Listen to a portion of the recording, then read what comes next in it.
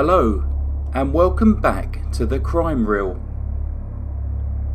For today's true crime story, we shall be visiting Texas to look at the life and crimes of Karla Faye Tucker.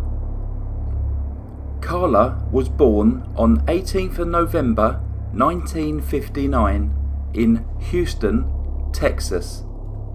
She was the third daughter born to Larry and Carolyn Tucker.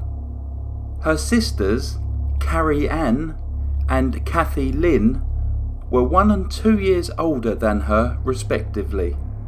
Karla and her sisters had an extremely difficult childhood. Their parents had a turbulent marriage, separating many times before finally divorcing in 1969 when Karla was 10 years old. Her father, Larry, was given custody of the children, but found it difficult to cope with the demands of parenting 3 pre-teen girls alone. Karla was beginning to struggle in life. She found it hard to communicate with other children in school, was very self-conscious of the large birthmark on her arm, and with her dark hair, always felt less pretty than her blonde-haired, blue-eyed sisters. Larry and Carolyn's divorce proceedings became particularly acrimonious, and it was during this time that Karla found out that Larry was not actually her biological father. She found out that she had been conceived during one of her mother's extramarital affairs. This increased her feelings of insecurity and led her to question her position within her family, believing that she did not truly belong. Karla became increasingly rebellious, and in 1973, at the age of 14, she had quit school and fallen into a life of crime. She would often accompany her mother, a rock groupie, on concert tours, and as the years progressed, she grew increasingly dependent on drugs and alcohol. When she was 16, she married a local mechanic by the name of Stephen Griffith. After a short period of happiness, the marriage declined and they were divorced within 6 years. On Christmas Eve 1979, Karla's mother, Carolyn, died from the effects of many years of drug abuse. Despite their difficulties, Karla relied on her mother and believed that she was the only person who had always truly loved her. With her dependence on drugs and alcohol ever increasing, when Karla was 21, she became friends with a woman by the name of Sean, who introduced her to 35-year-old Danny Garrett. Karla and Danny soon embarked upon a relationship, with Danny accepting her earning money through prostitution, while he made a living through supplying illegal pills. Sean and Karla soon became close friends, but this friendship was tested when Sean married a man by the name of Jerry Lynn Dean. Sean had met and married Jerry after a short fling, and Karla instantly hated him. On their first meeting, Jerry put his Harley Davidson inside Karla's house for safekeeping. It leaked oil all over her flooring, and Karla was furious. Every time they met, there was immediate tension. Jerry hated Karla's friendship with his wife, and Karla hated the way Jerry treated Sean. Karla's hate for Jerry only intensified when Sean told her that Jerry had come across a picture of Karla with her mother and had deliberately destroyed it. The weekend of June the 11th and 12th, 1983 was very similar to many others in Karla's life. Seemingly endless days of partying where all sense of responsibilities and time were lost due to excessive alcohol and drug taking. Karla's friend Sean was with her, having recently split from her husband Jerry after suffering yet more violence at his hands.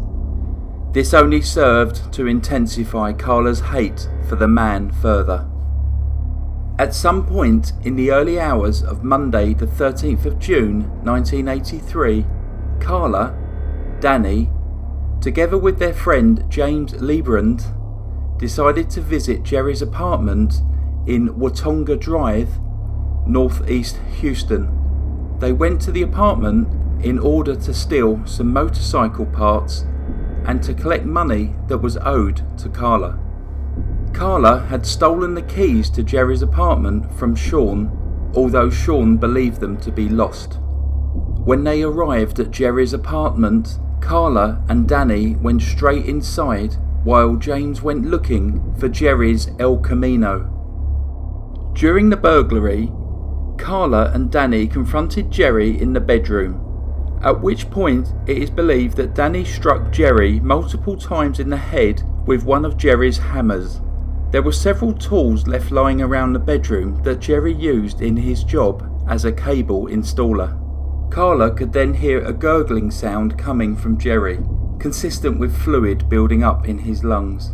So in order to make the noise stop, she repeatedly stabbed him with a pickaxe that she had found in the room. When his body was later found, Jerry had been struck with this pickaxe approximately 28 times. It was widely reported that Karla had bragged that she had received gratification each time that she struck her victim. This was a claim that she later denied. Danny left the room to continue to load stolen motorcycle parts into his truck. At this point, Karla noticed a woman hidden amongst the bed sheets against the wall. The woman, DEBORAH Thornton, had argued with her husband the day before, then met Jerry at a party and had returned to his apartment with him. A struggle between Karla and DEBORAH followed, and Danny rushed back into the room to separate them. Karla then repeatedly struck DEBORAH with the pickaxe, eventually leaving it embedded in her heart. James later testified that during the murders, he had at one point walked into the bedroom where he saw Karla pull the pickaxe out of Jerry's body, smile at him, and then plunge it back in. At this point, James left the scene, but later returned to help Danny get rid of Jerry's car. The following morning, Gregory Scott Traver was waiting for Jerry to arrive to give him a lift to work. When Jerry did not show up, Gregory went to his house where he found the mutilated bodies of Jerry and DEBORAH. Later that evening, details of the double murder were reported on local news channels.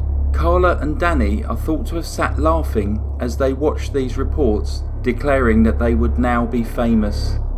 After boasting about the murders to Karla's sister Carrie Ann and Danny's brother Doug, Carrie Ann and Doug went to the nearest local police station to report what they had been told. Doug was fitted with a wire and subsequently recorded over 90 minutes of audio where Karla and Danny discussed the details of the murders.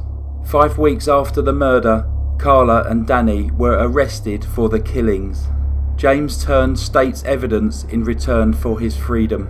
In September 1983, Karla and Danny were formally charged with the murders. It was eventually decided that they would be tried separately, both only for the murder of Jerry, not DEBORAH. Karla entered a not guilty plea and was placed in jail to await her trial. Within a couple of months of being in jail, Karla started reading a Bible in her cell.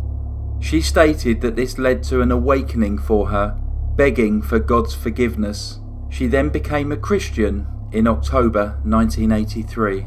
On April 19, 1984, after only 70 minutes of deliberation, Karla was found guilty of Jerry's murder. 6 days later, on April 25th, she was sentenced to death by lethal injection. Despite her not guilty plea, after her conviction, she never again denied her involvement in the murders. Danny was also found guilty and sentenced to death by lethal injection. Between 1984 and 1992, there were many requests for retrials and appeals. All of these requests were denied. During her time in prison, Karla was a model prisoner with a spotless disciplinary record. Due to her conversion to Christianity, many believed that she had been rehabilitated and should never face the death penalty. In 1993, Danny died from liver disease whilst awaiting execution on death row. 2 years later, in 1995, Karla married her prison minister, Dana Brown. As a death row inmate, Karla was not allowed to attend ceremonies and so was married by proxy. As she was not allowed any physical contact with visitors, the relationship was never consummated, not even by a kiss. Karla continued to campaign for her death sentence to be reduced to life imprisonment. She stated that she had completely changed as a person and had embraced Christianity. She declared that she was happy to spend her remaining days in prison doing God's work. However, some questioned her motives for this appeal. If the sentence had been reduced to a life sentence, she would be eligible for parole in 2003. She also received a great deal of support with her appeals. The campaign for Karla seemed to turn into a media frenzy, with people such as Pope John Paul II, the United Nations Commissioner, the Italian Prime Minister, and televangelist Pat Robertson all appealing to the state of Texas on her behalf. However, on 28th of January 1998, the board turned down her appeals. On February 2nd, 1998, Karla was taken to the Huntsville unit in Huntsville, Texas. She was given her last meal. She requested a banana, a peach, and a garden salad with ranch dressing. Karla selected 4 people to watch her die: her sister Carrie Ann, her husband Dana Brown, her friend Jackie Onken, and Ronald Carson. Ronald was the brother of Karla's second victim, Deborah. He had originally supported the death penalty, but after a religious conversion himself, he subsequently decided that he was opposed to all executions.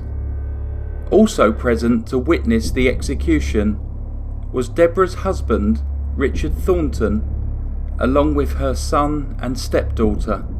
Richard remained in support of the death penalty and believed that the world would be a better place without Karla in it.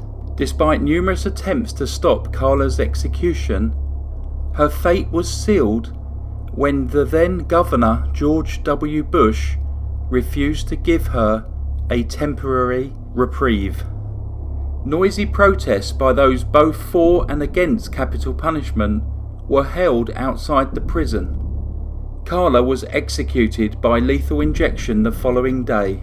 She apologised to her victims and their families, and as the chemicals were administered, she started to pray.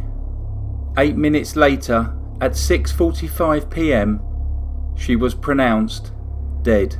She was the first woman executed in Texas for 135 years, and only the second to be executed in the US since the death penalty was reinstated in 1976.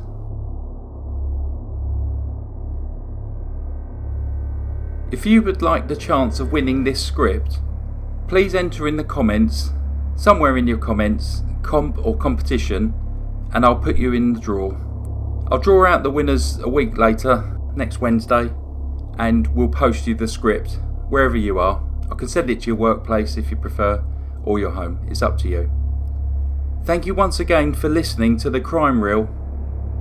Goodbye.